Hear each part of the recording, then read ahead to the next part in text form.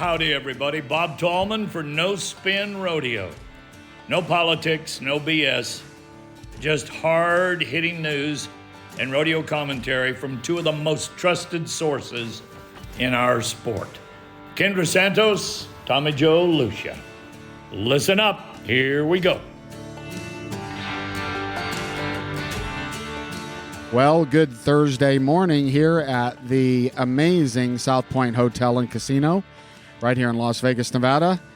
And good morning to my two comrades, the three amigos here, Greg Teagarden on production, and the lady in pink, the First Lady of Pro Rodeo Journalism, Kendra Santos. Good morning, friends. Good morning. And I'll say, because a lot of people don't yet know Greg, yesterday when we had our makeup round for round 6, in the morning, we switched. I do the rodeo deep dive show. Amy Wilson's our host, and I'm helping to produce that again this year. And we do it at Cowboy Christmas at the Cowboy Channel stage every day live, 1:30 to 2. But yesterday, because the rodeo moms like me as a rodeo journalist, we were at the morning rodeo. We had to, switch it up a little bit. So we did it out in the middle of an empty fan zone out in front of the Thomas & Mack with Sherry Cooper and Jennifer Kimsey, who are amazing. But we're on a break, and this white tent thing right next to the stage, the side, what's that called, that holds things together? Velcro starts peeling apart, and I'm like, what the hell? Somebody's walking out of the side of this tent. It's Greg Teagarden. I'm like, what are you doing in there? Yeah. I was doing some work and I'm watching. I got to watch the Cowboy Channel feed out there, but the wind had blown the Velcro shut and it sealed it top to bottom. And I didn't realize you guys were out there and just ripped it right open. It's all good. It's if anybody thinks our jobs are all sexy, we're sleep deprived, and I'm writing stories in parking lots, and it's kind of amusing by now, but luckily we do love it. I would love to say at the open that when I walked in, on our drive out to the Wednesday morning makeup performance that was round 6, Oates started getting phone calls that rodeo announcer Mike Mathis had died in the night.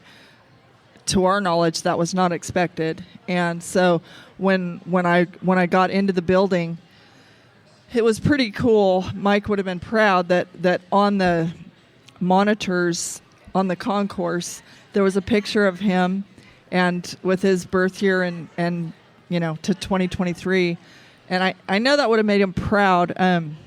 Anyway, our rodeo family's our rodeo family. So love, prayers, thoughts with Mike's family, and we're all his friends. Yeah, Shan, prayers for her. And I got a text about 3 in the morning from Donna. She's like, "Oh my God, I think Mike passed away," and I was kind of half out of it. And I said, "Mike who?" And she had texted a screenshot, and I was. It kind of hit me a little bit. Mike was one of the original announcers when I started producing the PBR event. Yes, and I worked for the PBR then also. Yeah. And he smoked, and he had that gravelly voice. He smoked like a smoke chain. Yes. And I remember, I don't know, it was one of the first runs of the tour, usually like a Worcester, Massachusetts or something. Mike walks up. I said, "How you doing?" He goes, "I'm doing okay. I quit smoking." And I said, "What?" He goes, "Yeah, I quit smoking." I said, "Well, what about your voice?" He goes, "No, they told me I've screwed this up enough. It's not going to change. I'm good." But I was surprised. I did not realize that Mike was 75. And isn't it great that at 75 you're hosting the Ram tailgate parties here at South Point, essentially announcing one of the perfs. They lost audio up here, and Mike announced it. Right at 75, picked it right up, and he was close to Liesl Harris, and I can see him and Liesl, Dad, Cotton. I mean, you start to see this group at Heaven's Doors at that arena. And going to miss Mike and praying for his family. But he had a great run in our sport. He did, and he also served for many, many years, in the administration, not in a staff role at the PRCA, but as a representative. Board member. And he worked hard for a lot of years, and I do think he really did try to do what was right for our sport. And so anyway, we go back to the PBR with him. We've known him a very long time, but I've seen him out here, in the last few years when my two boys roped in the PRCA permit challenge. Mike was the announcer. He kept blowing and going hard right to the end. So good for him. And everybody remembers Mike's voice, but I remember if he really laughed, if you remember me, he would go, and so that's what I remember. I remember a big heart. So hats off to one of ours who we lost. And so I was thinking on today, it's really hard in 30 minutes. We've got 3 rounds. So what I was going to pitch out to you is we just hit highlights, like big notes, takeaways since we've sat together. And because if we deep dive very much here, Oat is not going to be happy. And I think he's hauling Yetis now without your help. So you're probably already in trouble. So I'm going to start with that 10 o'clock perf, and then I'll kick it to you. You kind of, here's what I was amazed. Ann Bleicher on our team posted on the Utah Days of 47 social a picture in the building, and I couldn't believe how many people were there, right? Mm-hmm. And then I found out that, and this is cool beans, all of the UNLV students invited, first responders invited for free, and they showed up along with the family members. The PRC invited several first responders into their suite, and cool beans. I thought it was super cool, and I was really happy to of course get to be there. There were a fraction of the people, but the diversity in those stands, hardcore fans that were families of contestants, SOC contractors, and contract personnel. And then I couldn't agree more, inviting students. We had people sitting right in front of us who had never been to a rodeo before, first responder types. And it was a much smaller than usual crowd. Nobody in the upper deck, but everybody, we all got cozy down Gold Buckle Plaza, and hardcore fans sitting side by side with first responders, including people who dealt with the UNLV tragedy the other day. And to me, last night in our doubleheader night, what really stood out in the opening was same in the morning. As a people, we stand for our flag, and we're very respectful and grateful for the first responders and for our soldiers. We also stand for our soldiers every single time, whether it's slack or not. And it's cool. I'm proud of us for that.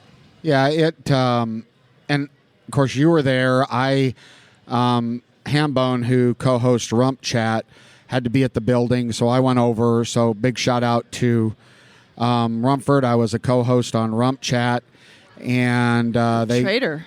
Well, no, I'm just kidding.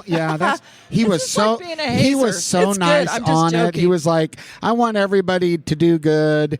And then we went and got on Flint Show, and my wife says to me, well, you don't normally do those. I said, that's because all their guests were at the Thomas and Mack. Yeah. Right. It's for the reason I was cool. over there. That's cool, and that's just another example of the millionth example of the camaraderie that we all have. But it was a smaller crowd at the round 6 morning, but it was very strong and very upbeat, and it was a great crowd. And walks by. Hi, Robert. One of the high guys in the professional bull riders, Mr. Robert Simpson, known him since Lazy E. Yes, sir. Hello. Long time. Good morning. Good morning, champ. Kendra's known you longer. Really? Shit, I was 5 years in. Oh, well. Good morning, Robert. Welcome to South Point. Unpack your bags. I'm sorry about that. No, it was fantastic, and since we better get to some event talk, I will say super cool for me personally, not only because he's my tattoo bareback rider, but he's my tattoo bareback rider because of a heart choice. Jacob Lees and Tanner Ross split the round in round 6. It was Jacob Lee's first NFR win and victory lap. And it lists him now from Caldwell, Idaho. But when my kids are in high school rodeo, Jacob Lees, hi Sherry, Jacob Lees was our lone bareback rider in District 7 on the Central Coast of California, and I'm almost positive, I am positive that his senior year, he didn't make the whistle until our last final rodeo, the last day of the last rodeo, and to see him win around at the NFR, that's so cool. That is super. Yep. That is super. Well, I didn't dig much into the specific rounds. If you have some highlights from the specific rounds that you want to pull out, like, because I've got some stuff that's kind of, me, I'm not that guy, but I've got some bigger things that I'd like to talk about after we dive into the highlights of the round. Well, let's just mention also that last night Clayton Bigelow, 2019 world champ, won the round in the bareback riding, and that kid, I've watched his whole life. I have been great friends forever with his dad, Russ, who's named after my uncle Russ, by the way. But anyway, Clayton Bigelow, last night they awarded Josh Frost his 4th Linderman Award for, being amazing at both ends of the arena. Don't be shocked if we at one point see Clayton Bigelow somehow in that mix, because he, having watched him grow up, his mother is like from a world-class horse jumping family. Clayton can jump a horse with the best of them. He grew up I'm almost positive he was a state champion cutter in high school, and he ropes. He's a very high-end roper, and by the way, he will beat your ass on the golf course. So that kid's an all-around hand in multiple sports. Well, I was glad to see, of course, I've said it before, but I'm partial to Tim O'Connell because of Three Hills Rodeo and knowing him since he's a little guy.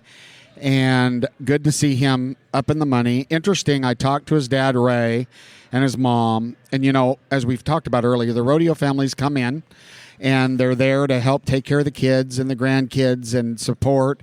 And a couple interesting things out of that conversation. One was they were considerably nervous about the postponed performance. And I never thought about this because everybody has taken off work and they got to go back to work on Monday. And so they were relieved the way it shook out. And then we kind of talked about Tim.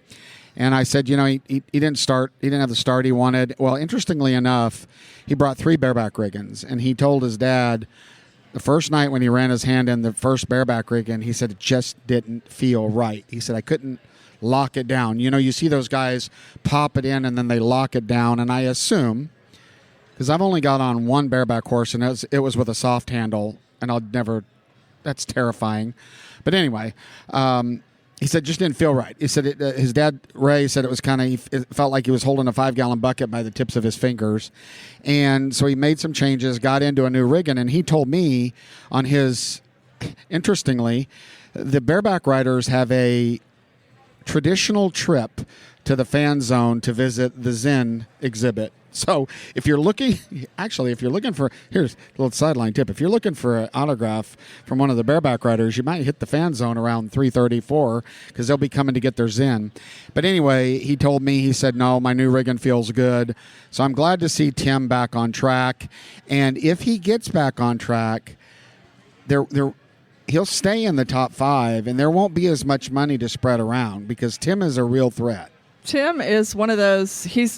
For me, he's a little bit like a Bobby Moat-ish. Like they do not make very many mistakes, right. And I've gotten a kick out of some of the videos I've seen from Cowboys showing me because they knew I would know it was funny. But the music selections in this year's bareback riding locker room, Tim with his short haircut, and I'm guessing that is not what he listens to. It's not what I listen to, but he's like. Okay. He's a little more straight-laced, I think, than this wild bunch that's coming on hard. And one last thing about Clayton, who struck last night. Hello, good morning. before we move along, is he and Annie Rose are brand new parents to a little boy named Callahan, and so congratulations to the Bigelows. That's super exciting. And I've noticed that little Annie Rose, who grew up also high school rodeoing with my kids, she was not up on that stage because she was in the room with the baby, at the buckle deal. So anyway, congratulations to the Bigelows. That's super exciting. We better rip on to the steer wrestling. Okay. So one thing of note, there have been some controversial calls here in the last few days since we got together. One of them was in the steer wrestling, and it was with Tyler Wagasback, and there's a lot of, hi, Chris, question marks, various opinions, and by the way, several Hall of Fame steer wrestlers that I'm in the midst of have watched it over and over and aren't even sure. So this is not a rip against the judges because aren't sure. Well, I'm just saying, people have watched the video, they've stopped it. It was the basics of it is whether or not, the steer hung a leg and the leg was starting to come out. No, his leg kicked out. Well, I'm just saying, a lot of people think his leg did kick out. I've been waiting for 24 hours to get you beside me to have you argue against replay. No. I'm not arguing against replay. You have in the past with me. All I've said about replay is not that I'm against it. It's that you better have it together in how you use it, and you have to have an absolute expert at the wheel. There are things you also you have to be. You have to be so honest. You can't use it to brag that you have it. It has to be legit. But in that case, it still would have been hard because the best in business were still arguing. I'm saying clearly, I understand. We agree to disagree. No. I'm not saying it was 18,000 people on the replay watch that leg. No. I am with you. I am with you. I think everybody agrees that he had a flag coming before he did. So, but I'm just saying, before we tar and feather somebody who watched it once in real time, And I am not. Now, let me make this real clear. Advocating for replay is not a bash on the field judges. I got it. It would help the judges. It's the same thing as in other sports. Right. They see it the way they see it. Right? They make a call, and then someone, an expert, and you're right, you would have to do this right, but it's not that hard to do it right, looks at it, and if there is overruling video evidence, it gets overturned. If not, just like it works in other sports.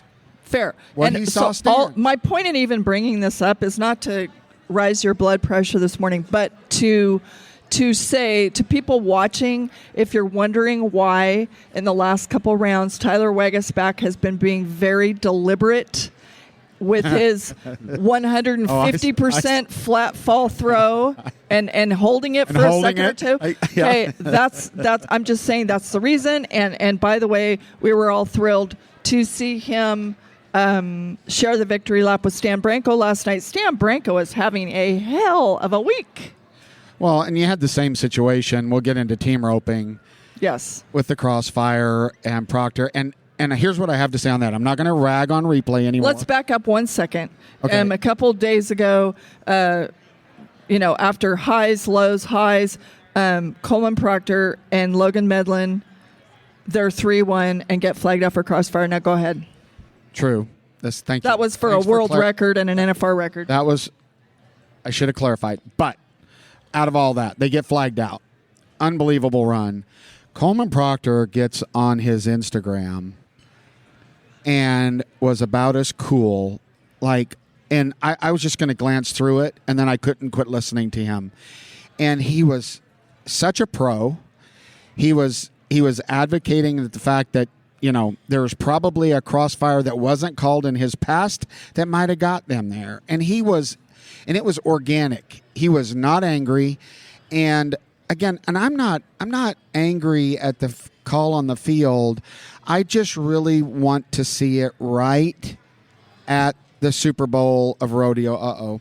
I want the right people to win. Absolutely. I couldn't agree more. And yes, Coleman, It was a little bit reminiscent for me of Coleman's Grace, which is classic Coleman. But, I mean, that's for a world record. Like, you may never have the chance to do that again. Correct. But what I'll say, like, Coleman and that Little Bay Horse Heisman have been bad medicine, like night after night, and amazing. And what it reminded me of a little bit with his Grace was the year that Luke Branquinho gets flagged out in a very questionable call in round 10 that cost him a 6th gold buckle, which would have tied him for the record on gold buckle count in the Bulldogging with Homer Pettigrew. And even in the moment in the arena, like he's like thinks he won it all. Just like Coleman went crazy, like he's high-fiving people in the gold buckle front row, whatever. Luke, for that split second, he knows he just won the world. Yeah. And then he realizes, this very could have gone either way call, coin toss at best, whatever you want to say. The grace he showed too, like that's really hard to do. But these guys, I feel like they feel that, like what Coleman said, sometimes the ball bounces your way, sometimes it doesn't. I mean, I've seen, Trevor Brazil and Travis Graves won Salinas one year with a hickeyed horn in one round, and then a different day it did not go. You know what I mean? Like it happens. It happens. We're humans. And again, and I, because there's lots. Good morning. Thanks for having me on your show, Flint. You guys go to the big trade show and watch a really great show. This has been all over, and everybody's talking about it. And just don't use the excuse, well, we probably shouldn't start replay because we've got 600 rodeos. Start somewhere. And this one might be a good spot. Start at the very biggest rodeos, maybe. This might be a good spot to test it at big rodeos. Test it. Make sure it's right. Get it dialed in, and then I agree with you. If it's dialed in and it functions as it should, of course, that's where we should be headed. Are there other rodeo events that have replay already? Well, the PBR's been doing it for a long time. The WCRA does it. And, so because I've been a part of, originally, you and I, Greg, were a part of setting up the camera options and things of this sort and how to do that in a credible way.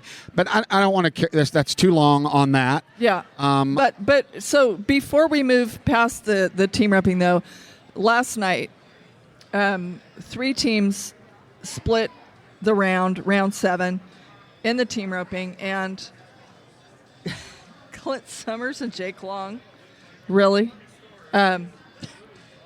Clay Smith and Peyton Bray, and then hold on, there you Derek Begay and Coulter Todd, and I'm thrilled for all of them. A big twist on the downside last night was average leaders Andrew Warden, Buddy Hawkins. That was a big swap. Buddy missed last night, and that sucked for them. But there were big turns in every event. A big turn to back up a step in the bulldogging last night. A steer getting away from J.D. Struxness. Yep. That was a Takes huge. that away. The tide can turn at any time, and that's where, like, guys talk about coming in. It's a dangerous play to come in here thinking I'm going to win the average. Because, people like Jake Barnes and Clay Cooper have talked to me, T. Woolman, for years on strategy. They're like, you better be winning on the ones that'll let you win something, even if it's a small check in the go-rounds, because if you put all your eggs in the average basket and then you come on to round 8 or 9 and a steer stops, a steer drags, you hickey a horn, you slip a leg, and now you've won nothing and you have 1 or 2 rounds left, it's pucker factor horrible to try to salvage the week. Now, in self-confession here, this is the most I've studied the NFR because of this podcast ever. Because remember, I skirt on the outsides, right? And I hear the news and stuff. But correct me if I'm wrong, but the way I understand it, Derek Begay and Coulter Todd are the only one with complete runs on 7. Is that right?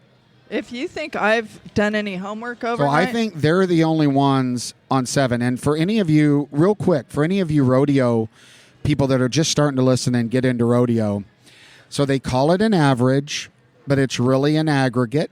I mean, it's a collection of scores not divided by anything. But the one thing that makes it unique is, so in the timed events, it would be the lowest collection of scores, but it's on the most competitive qualified runs. And so when I say that they're the only team left on 7, they caught all 7 steers. I'm pretty darn sure that second place in the aggregate is on 6, right? Which is a whole nother bucket, right? Because if they don't miss a steer, if they have a qualified run from here on out, they've got it. No one can beat them. No one can beat them. Yeah. So that is just, so now I'm watching those guys, and they're thinking qualified run. Yeah, and yet they won the round last night going for it. So Exactly. those guys are straight off the freaking desert, and they're not going to pass up on a dollar bill on the side of the street in any round. So shall we move on to the bronc riding? Yes, ma'am. Okay, one thing I'll say, Cade Bruno won the 6th round.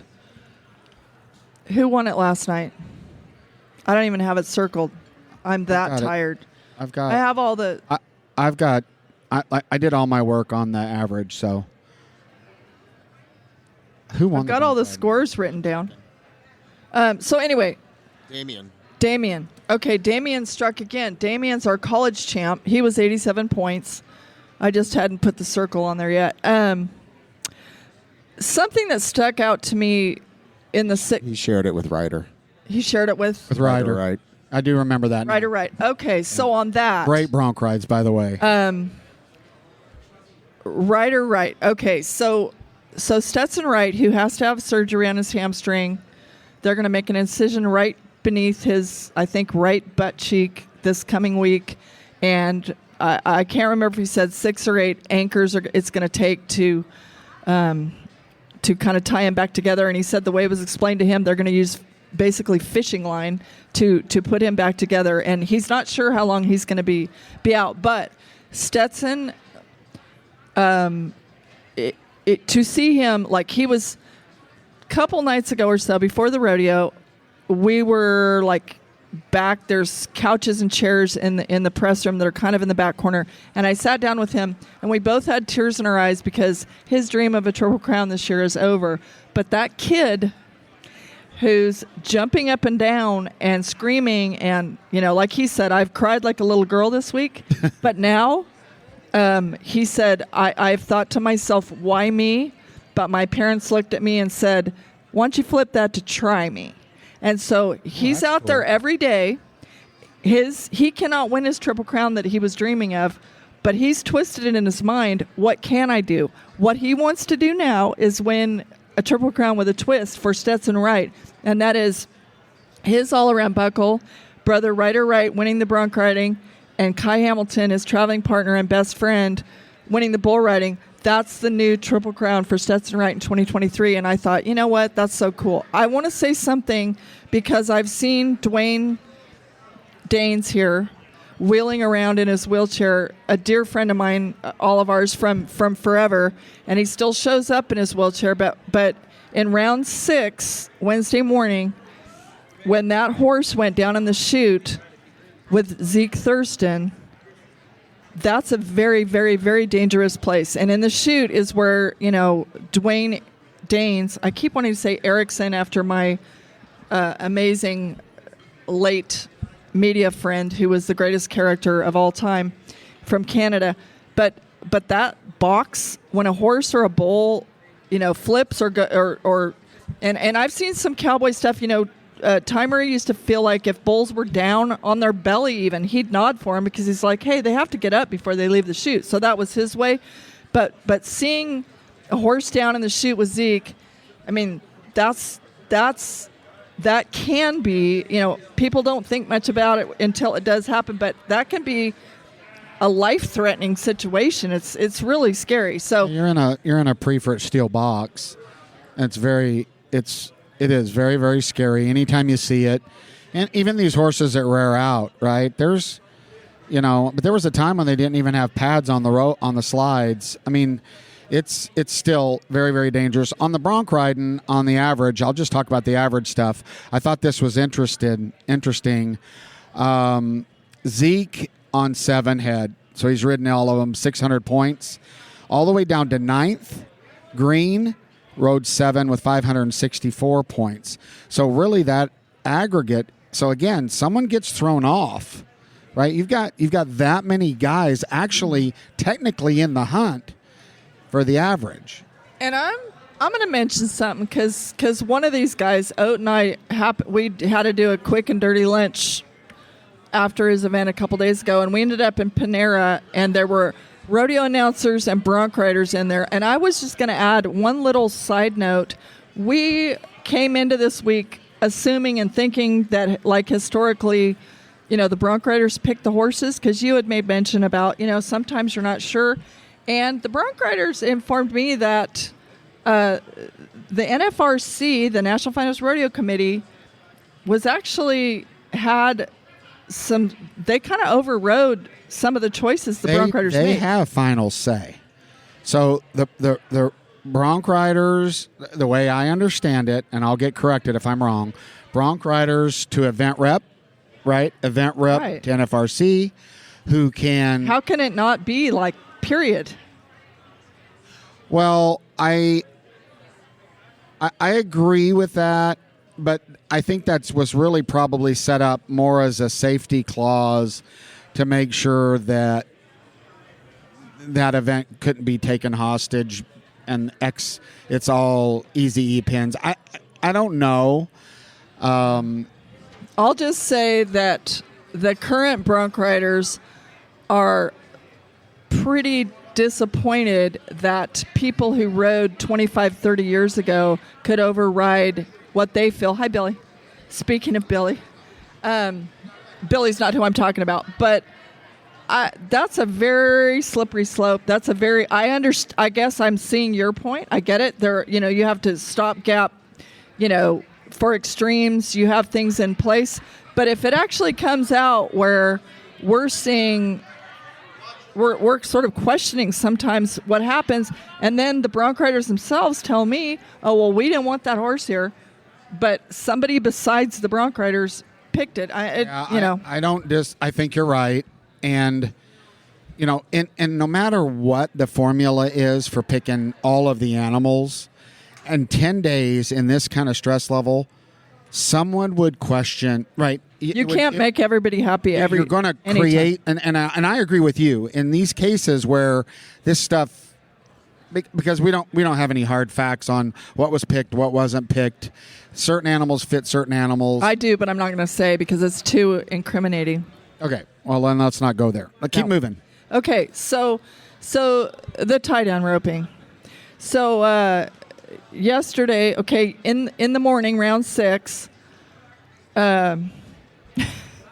Caleb Schmidt and Pockets strike again. I believe it was their third round win, right? Of the week, and cool is that, like, yesterday I couldn't go to Oates Junior Steer Wrestling, but Oat at the convention center had to hold his go-round photo that Andy Watson took to wait on Caleb Schmidt to get there, because yesterday was the Will Byler Memorial buckle, and Trevor Craner won it. He was 4 flat, but they had to wait on Caleb Schmidt, brother-in-law of Will Byler, who the award was. And I thought that was cool. The Bylers and the Ackermans, who lost their daughter Bailey the same night, after Will and Bailey's wedding. Right. Such a strong, tight family, and so that was cool. When we're talking about the tie-down roping today, holy cow, Haven Mejid. So he's first out last night in round 7 on his little sorrel horse, Lil Punch, who's been on point. He didn't start on him. I think he started on Smoke, his bay horse. But anyway, he's first out. He's winning the average, and he's 6'4" and sets a new, taking 2 wraps, no less, a new NFR record. I mean, that was pretty badass. Yeah, but the next run. Oh my God! Okay, and that's not controversial, but yes. No. Then the next run, kind of like that night when JoJo Lamond was 3-4. Was it JoJo Lamond and Randon Adams? they're 3-4, and then just not a minute later, that's when Chad Masters, because the record had been 3-5, then Chad Masters and Jay Corkle set the record that's 3-3, which Coleman and Logan just tried to beat when they were 3-1 in controversy. But for Haven, yes. So then we turn around, and the very next run is Old Money Mayfield, and he's 6-1. No, it was so great. And did you see him? He's trying. Telling everybody to be Crowd's quiet. going to get the insane. crowd. He's got to ride forward. I don't know how many seconds it was because he rode forward. He rode over to the judge afterwards because it's like, and I mean, he was a good sport about it, but oh my God. And he wanted to see heartbreaking. the clock to see,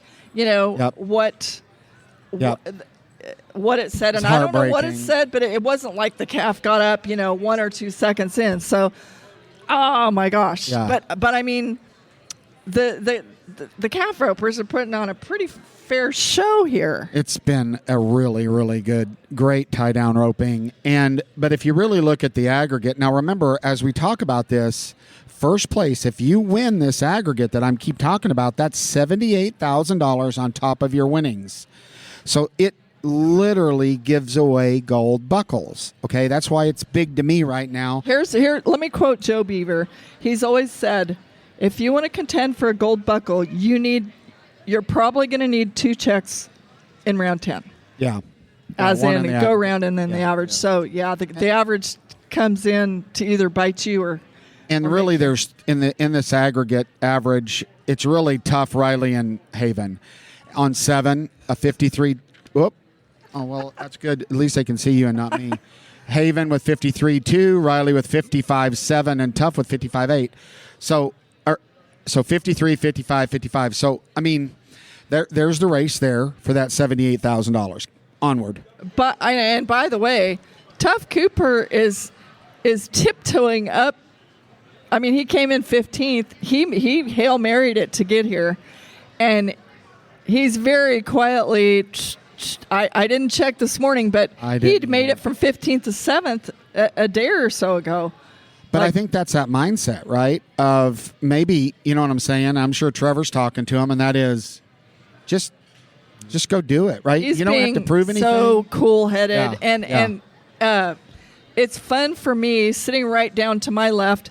There's a couple really fun. I sit with Luke Brown's family every night, but right down below me is Alexis Kimsey, Sage's wife. That's fun to watch. And then right to her left is Roy Cooper. That's star-studded group. It's fun and All right, super looper. Keep leading us. Keep rolling. Okay, so Emily Beisel and Liza, which has been super interesting. We've only seen Chung go once in the first round here, and she hit a barrel, but she went to her Sioux Falls champ, mare, Liza, and she won the 6th round. Who won last night? Brittany, right? Yeah, Brittany. Yeah, Brittany won. Yes. Okay. Brittany, talk about gamesmanship. Brittany is like, she's playing the short and long game, but she how fun. She, I believe she started on Benny, and then Wednesday morning, when we had 2 runs in a day, she goes over to Birdie, taps Birdie, gets a good run out of Birdie, lets Benny go ahead and have his 24-hour break. And then she comes back and takes it to him, in the 7th round.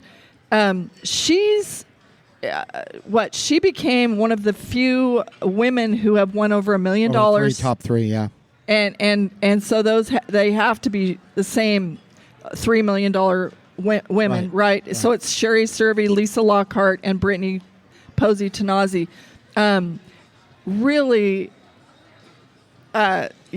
she's just a pro. She's a pro, and she's leaving nothing.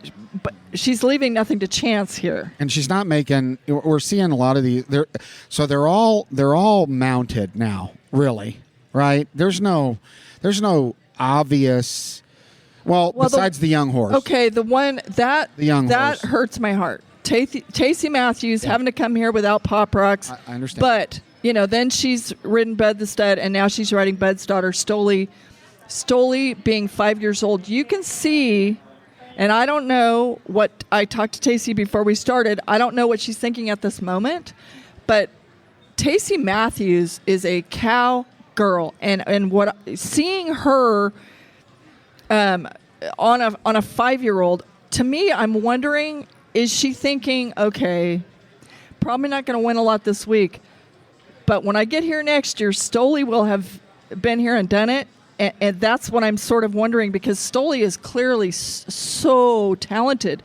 But these are some scorching spotlights to run into as a 5-year-old. Well, and not take anything away from her and the young horse, but my kind of overall point on this is I think it's an interesting barrel racing competition because the ground has been good and even, and now it's you see more hit barrels.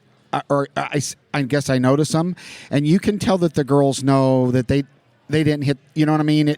It's because of a slight slip, right? Not a slip in the ground, but a slip in a movement, the positioning, horse head, and it's really going back to the rider because they're all overall mounted on juice, right? I mean, absolutely. Yeah. And something of note, like you say, one little slip. I think Sue Smith, who's by the way 68 years old, she in our morning round yesterday, the 6th round, she was either winning or she was way up top in the average, and one tiny little slip and she hits the barrel. That's the game of inches that we play, but and anything can happen to Brittany, right? I mean, so that's what we're telling all of you that maybe are just now starting to kind of pay attention to the NFR. This is fur, as my partner would say, for real drama right here and competition. That's what the Shakota boys say. We ain't fur it. You fur it a lot, and that's okay. Everybody likes fur. All right. So okay. You want a bull ride now? What a story. Okay, well, before we get to that, let me say word. this. So many people, my phone, full disclosure, I cannot not answer hundreds of messenger messages every day, and that's what I get. And I've always been such a strong proponent of everybody deserves an answer. So I will, when we get off here, when we're driving to the convention center for Oates event, I will tell people what's going on. Why T. Parker, the 19-year-old rookie of the year, did not get on in the bull riding last night. He has a strain on, I think it's on his right side. I don't know which round it happened in, but the fact of the matter is he didn't get on last night, which means automatically, because it's an injury situation, he can't get on. You have to sit out at least 2 rounds. Well, if you remember on Tuesday night when he got off, he had a heavy bull. He was holding his arm. I remember that. And I mean, Sword Up Cowboys, I mean, look at Orrin Larson, your guy, Orrin Larson, Greg. Oh my God, he's like been looks beat like a Confederate to hell. soldier. Yeah. And yet, they keep trying. But I'm just saying, T. Parker, I mean, he's only 19 years old. Right elbow sprain. His status is questionable, but he won't be getting on again tonight. He's not on tonight too? Okay. You have to sit out twice Now, and then reevaluate for rounds 9 and 10. So I'm going to let you, in fairness, because you've been leading the charge here, you kind of go through. Great post. Again, a typical Kendra Santos. The photo of the greats in there with Kai that's what makes you fantastic. But I'm going to let you take the lead on this. And then if you miss any of the good stuff, I'll bring it up in the end. Okay, so for one, it's not me. My life and my career have come to me. It is not me. I really, 1:38 a.m., I get a ping on my phone, and it's CJ Aragon, a very good friend of mine forever, I typed back when we typed every name before the computer system was able to do it for us. I typed CJ Aragon's name 1,000 times, and the steer was like, Dwayne Danes. We just talked about him. There he goes. We did. Hi. We were just talking about you. Good to see you. All right. Thank you. So, why does this happen to us? I know, it's great. This is exact thing that happened in the night. Okay, so in the middle of the night, so Kai Hamilton gets jerked down. He does get knocked out, but so I get this picture, and it's got $7 million man JB Mooney, Dusty Techness, the bullfighter, who was right there praying over Kai when he's knocked out on face down in the arena dirt. Stetson Wright, who's Kai's best friend and traveling partner. And there are the four of them, and they're at the UMC Trauma Center here in Vegas. Okay, so this is the group, and so before the sun came up, I get a call from CJ, and he's Stetson has been crazy amazing of what the things he's told me this week, and the things for them to trust me is like, oh my God. But this is why between the doubleheader performances, I sat in Oats Truck in that parking lot and wrote this story about Kai Hamilton, because he broke a rib. He broke the first rib right beneath his collarbone, and he had a bruised lung. Well, okay, so if some things that happen. For one, you spend the night in the hospital. Can you not get off? They keep him there for observation. They let him out, and then he has, in the morning at the Thomas and Mack, he has the famous talk with Tandy Freeman from the Justin Sports Medicine team, who basically assesses. Here he is, an orthopedic surgeon. Tandy assesses straight away with you. Is it a matter of playing with pain, like it was for Stetson Wright earlier this week, or is it a matter of you're risking your life, you're risking injury, and you have virtually zero chance of winning anything anyway? So but the spiritual advisors, the bad asses that were in that trauma center all night with Kai Hamilton, I mean, so, okay, another thing, I wasn't on social media at 3 and 4 o'clock in the morning, but out of that room of guys that I couldn't, admire more for what they've done, and they tell you like it is every time, which Straight Shitting Me appreciates so much. Apparently, the social media haters and hecklers went to town on JB Mooney and said, it's your fault that Kai's hurt because you made him stop wearing a helmet. Folks, it's not true. And so there's some factors here. Okay, Stetson chooses to wear a helmet. Kai used to wear a helmet, just like JB Mooney used to wear a helmet, but JB and Kai are on the taller side, and what they figured out for themselves, Kai came to this earlier this year.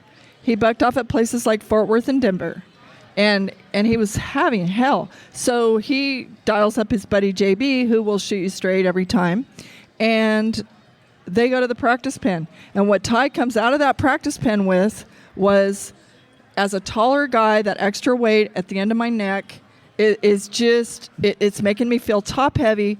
And for Kai and for JB, it's not because they just, JB might smoke and drink, but, those are his lungs and his liver.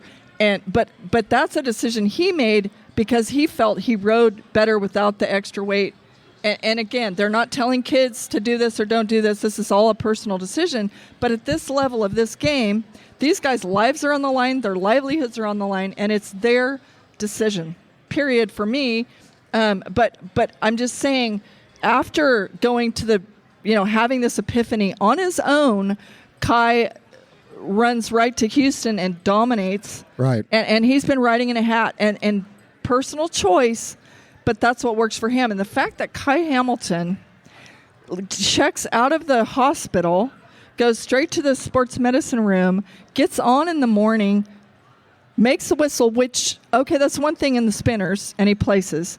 Then last night, when he gets on, those were not the spinners. He's the last guy to ride, and the only guy to make the whistle.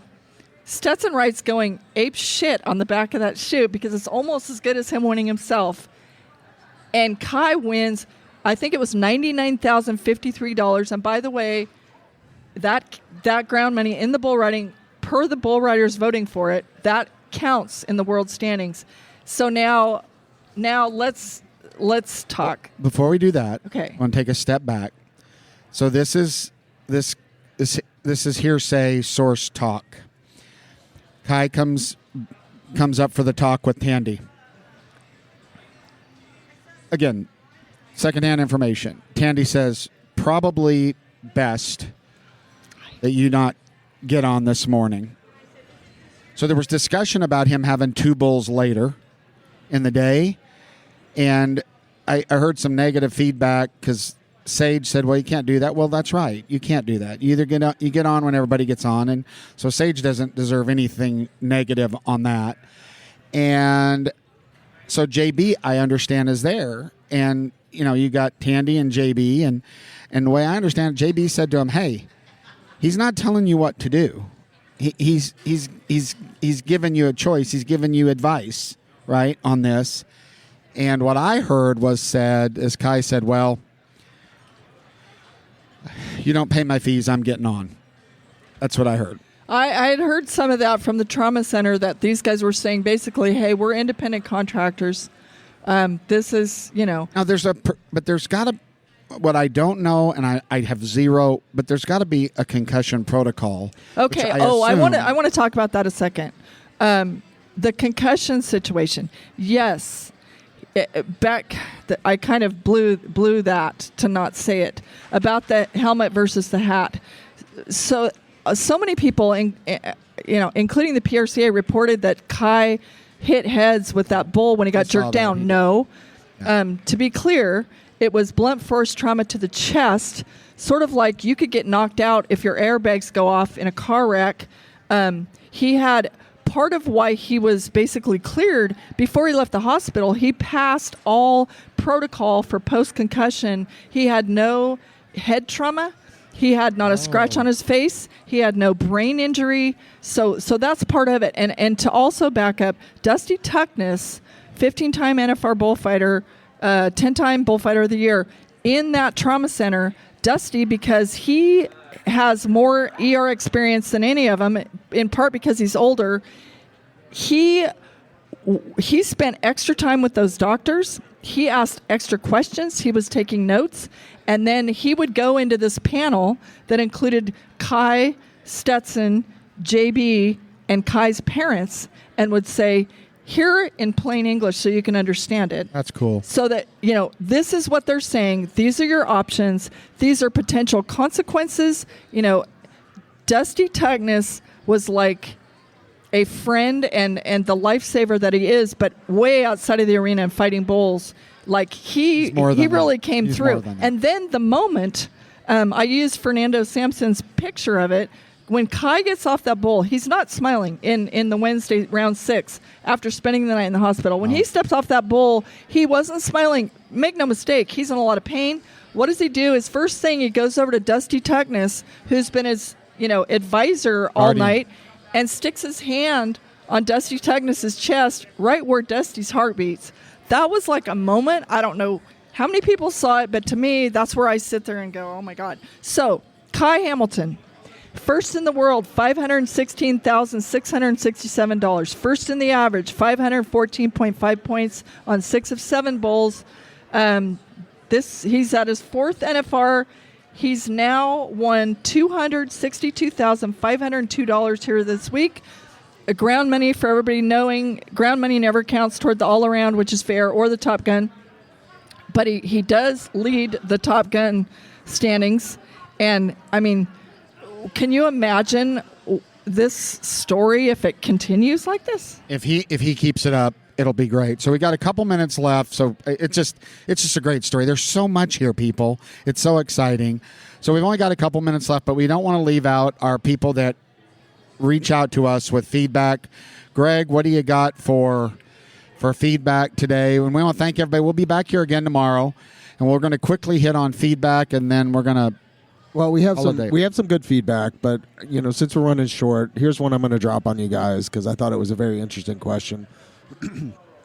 They said, and this kind of goes with what we've just been talking about. It says, do you all feel that the NFR is really showing the new era of athletes?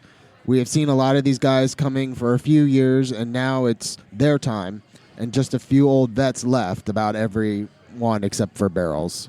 This was from... Well, I don't know what they mean by, are they showing them? I mean, we're watching them in every round. I don't know what that exactly means. I think what they're trying to say is, do you think this is the new era of athletes coming up? There's so many young guys in There's the clearly some turnover. So many first-timers. There's always turnover. I